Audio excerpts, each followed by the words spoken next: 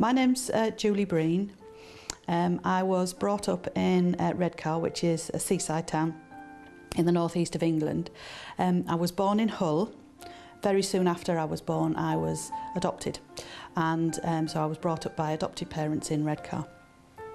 My childhood, as far as I can remember, was a completely normal childhood. I used to just be out and about, exploring, playing on the beach a lot. I loved my father, loved my mum, and I can never remember not knowing that I was adopted as well. And it always made me feel like I was really special. I was brought up as a Catholic. Went to a Catholic school, and I had a very good education. I suppose up until about the age of 11, my dad had taken me to church. My mum wasn't Catholic, but my dad was. And then, like, I suppose, like most kids, I don't want to go to church anymore. And there wasn't. It was just what I did. And it was about the time I went to college that I started thinking about, well, is there a God? Is this all true? What I'm led to believe? And it was a little bit like, belief in God was always really easy, but everything else I was led to believe, everything else I had to take on faith. I don't know whether I felt it was difficult to believe, but it was all like, right, I've got faith in God, and therefore I have to have faith in this and this and this and this and this. And it was a little bit like a wobbly house of cards. And eventually, my brain would go, oh, it doesn't make much sense. It all comes like crashing down. And my life was constantly getting busier and busier and busier as as a student, as a kind of a professional student who went on from sixth form to university and did a degree. Then I qualified and became an optometrist. Then got married, had two lovely children, two lovely girls. And then very soon went back to work after that. So I was kind of juggling being at work, and that kind of went from, a couple of days a week, 4 days a week, 5 days a week, back to full time again, then and having children, and then running a home. And then instead of just being an optometrist, then I had my own business, and I was a company director, and all the stuff that came with that. And then I got involved in kind of local optical politics as well. And then I became a magistrate. And it was just like stuffing my life with stuff to do. And I think probably in retrospect, it was kind of trying to keep myself really, really busy, because then if you're really busy, you don't have a lot of time to think. And then you don't have a lot of time to reflect on, the important stuff really, life, man, life and universe questions that really everybody at some point asks themselves. And probably a lot of people did like what I did and just kind of turn away from it and go like, I'm going to fill my life with other things.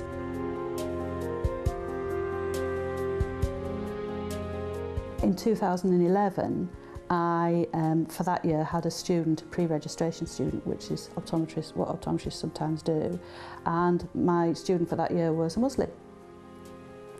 And I'd never really worked with a Muslim before. One sister I'd worked with before, but my work was so busy I really didn't have much chance to kind of talk to her and get to know her. Although, to be honest, she broke every stereotype that I had of Muslims that I thought was true, because she was warm and generous and happy, and she wore hijab. Did seem very oppressed. So, I was, that surprised me. But my student, because he was my student, I had a chance to talk to him a lot more. And that was really when I started, first of all, my misconceptions about Islam and Muslims were thrown out of the window. And also I started looking at what exactly Islam meant. He was always really, really respectful of everybody. There's in any group of staff, there's always going to be somebody, having a problem with somebody else or somebody complaining about somebody else. He never got into any of that.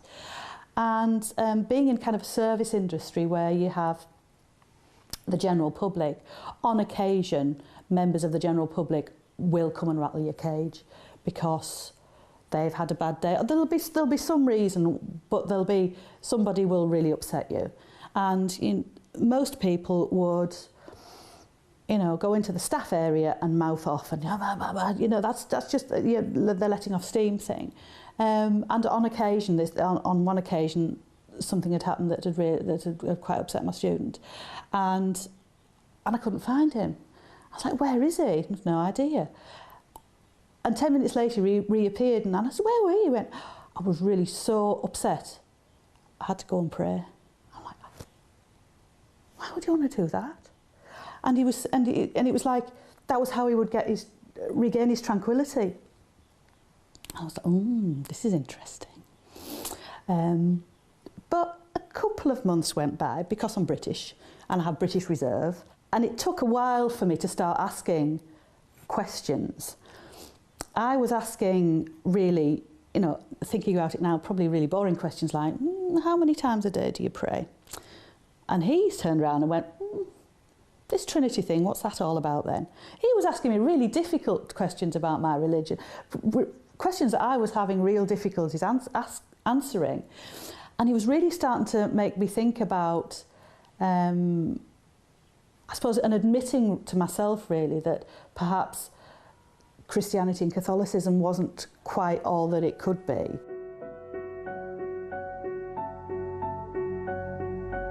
One day we were coming back from, it's one of these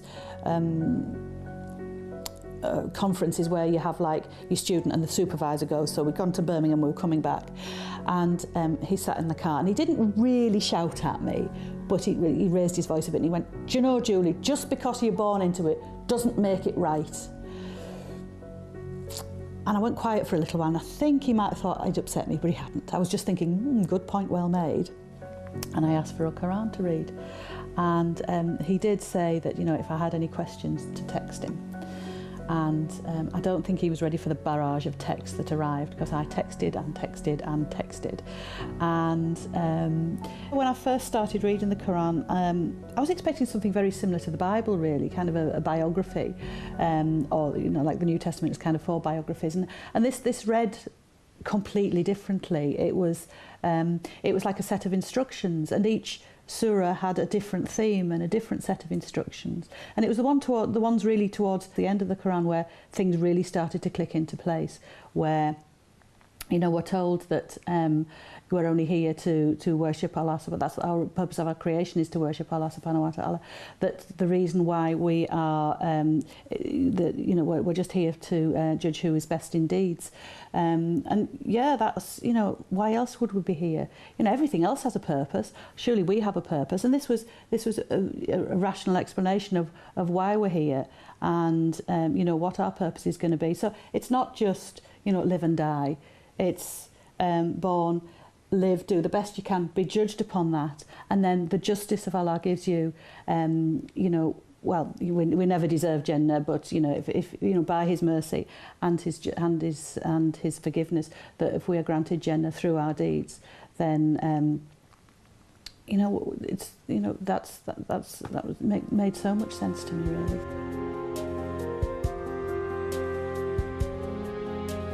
I'd read this and I knew it was the truth, but I kind of looked down the barrel of what Islam would be, and I was scared. I didn't know. I was just dithering. And I've read so many times in the Quran that they said that if you disbelieve, if you know the truth and you still don't take any action, that's worse than not knowing at all. So I was kind of trawling through the internet one day, not looking at anything in particular, when your brain's switched off, when you're doing the surfy thing. And this thing popped up and it said 4-day retreat for new Muslims by an organisation called AIRA. I thought, I wasn't even looking for anything Islamic, it just kind of popped up. I thought, I wonder why that's there. rang the number, said, "You must do this every week." And they were like, "Actually, we've just done the pilot and this is the first full one we've done." I'm like, "Oh, how could this have popped up?" I thought, "Oh, that's not coincidence." Well, there's no such thing as coincidence, obviously. But it was really like, oh, I think I'm going to have to do something about this. So I decided I was going to have to take my Shahada. And I rang my student up and said, "What do I have to do?" And he said, "Look, just come and see me and we'll have a cup of tea and have a talk." So I had a cup of tea. I said, "Right, I'm going to take my Shahada." And he said, "Well," and I was thinking, "Okay, then just tell me what to say." "Oh, no. I had to say, why I was, why I was convinced that Islam was the truth, why I was convinced that there was a creator, why I was convinced there was messengers, why I was convinced the truth of the Quran. I was like, I have to take an exam before I can actually get into this religion. And I know that I needed to have that conviction. He needed to be certain that I had that conviction before I took my Shahada. So obviously I said the words in English, I said them in Arabic, and I was like, and then what? So he kind of rang this number, said, "Right, speak to sisters now." And I was put in contact with a sister from Bradford to speak to. But the following day I was going to on this retreat.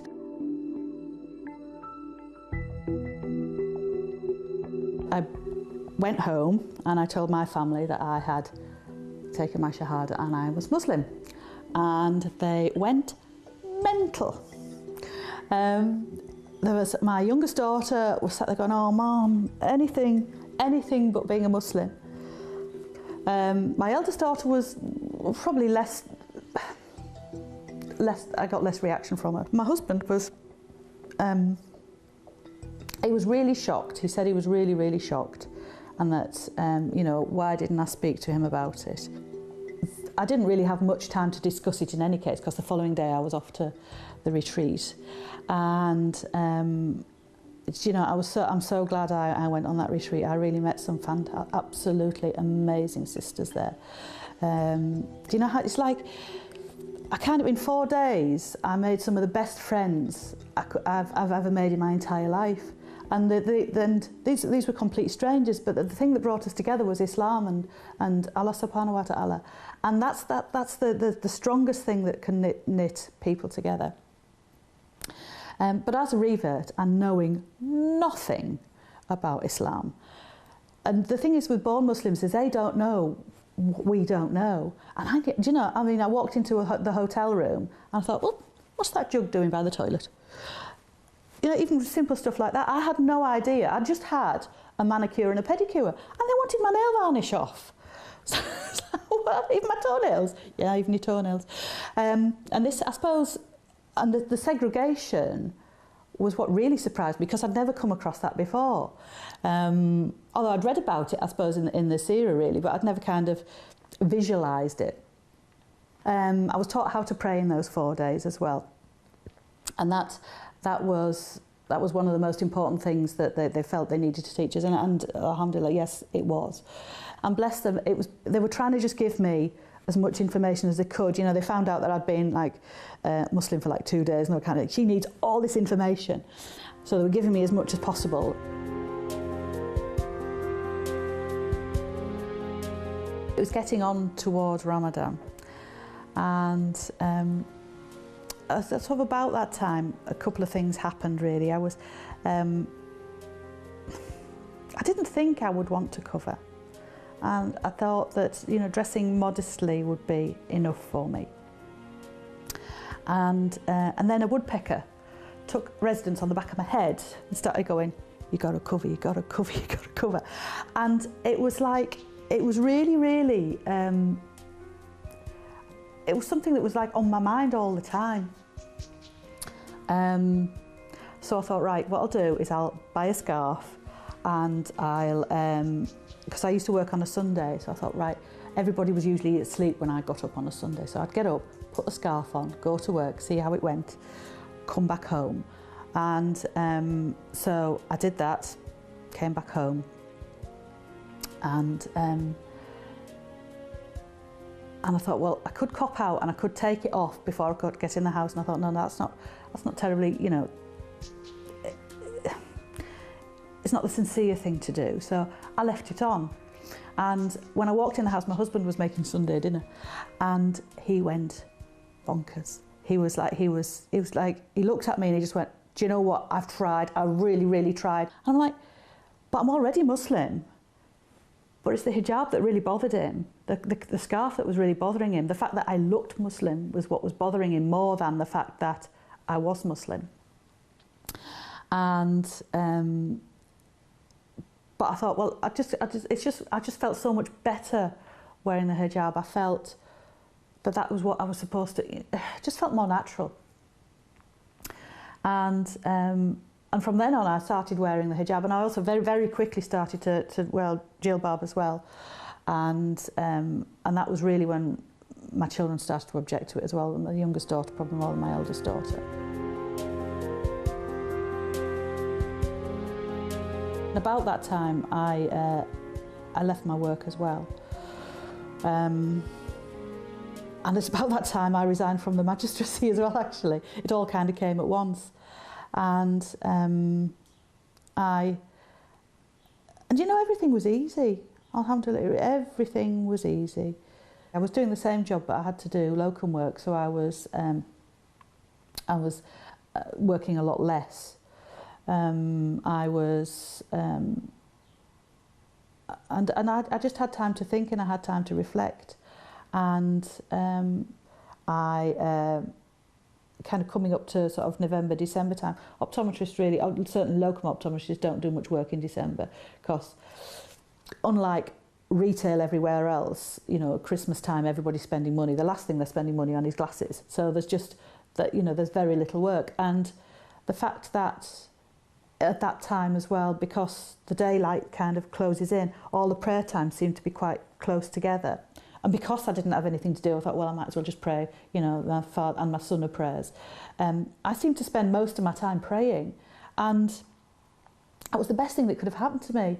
It brought me closer to Allah subhanahu wa ta'ala, and closer to I just felt a closeness to my Creator. When I decided I had to resign from the magistracy as well. I was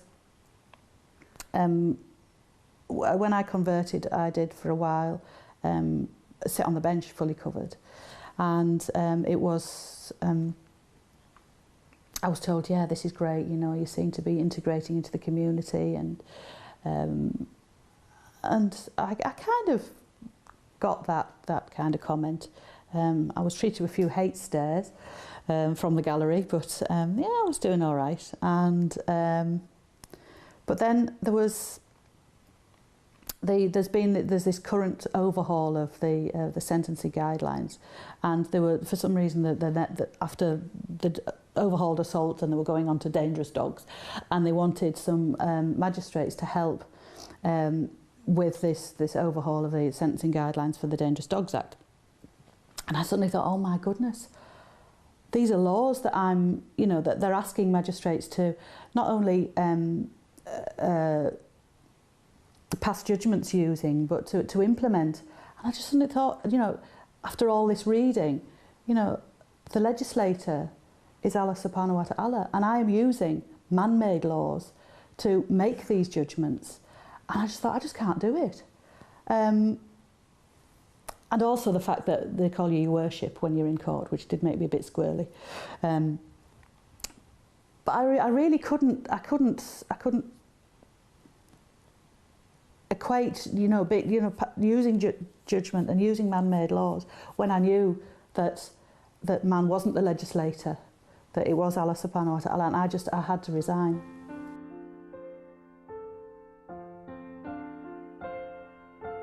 My advice to potential reverts is that once you've taken your shahada and you know that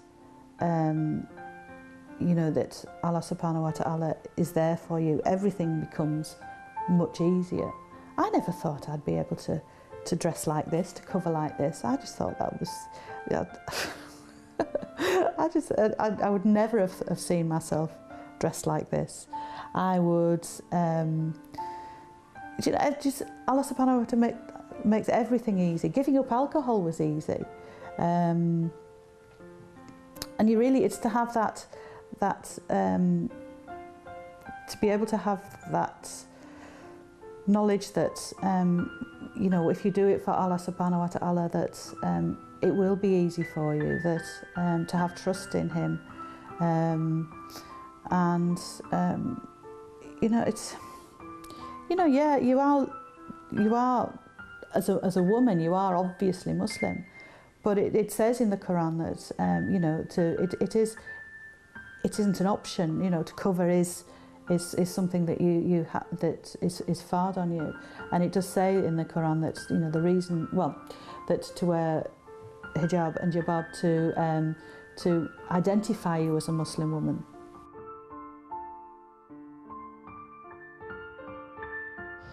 So if you look at my life now with Islam compared to how my life was before Islam, if you look at it materially, you would think that I had had a brain mashed potato transplant, because I have nothing of what I had before. I have a fraction of what I had before. And yet, to be doing what my Creator, Allah subhanahu wa ta'ala, asks me to do, to keep to the halal and avoid the haram, and to do everything I can, and I'm not very good at it, but to do everything I can to attain the pleasure of my Creator, Allah subhanahu wa ta'ala, gives me more happiness and tranquility and just general calm than I've ever had before. And I just, you know, it's knowing that this is what I was created for, and this is what I'm doing, and doing it to the best of my ability. That's all I need, really. And I've discovered that all the trappings, all the money and all the stuff and all the holidays and all the success has got absolutely nothing to do with happiness, and has got nothing to do with tranquility. There's no way on this earth that getting stuff makes you happy.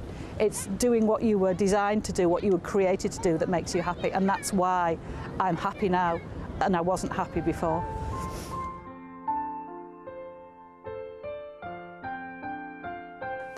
I'm seeing, even myself after 2 years, I'm seeing more reverts. So there is a need, I think, for support kind of countrywide. And not every revert is like me, because if I feel I want something, I will go out and get it. I will bother people until I get it. And I do worry about reverts who aren't as go out and getty as I am.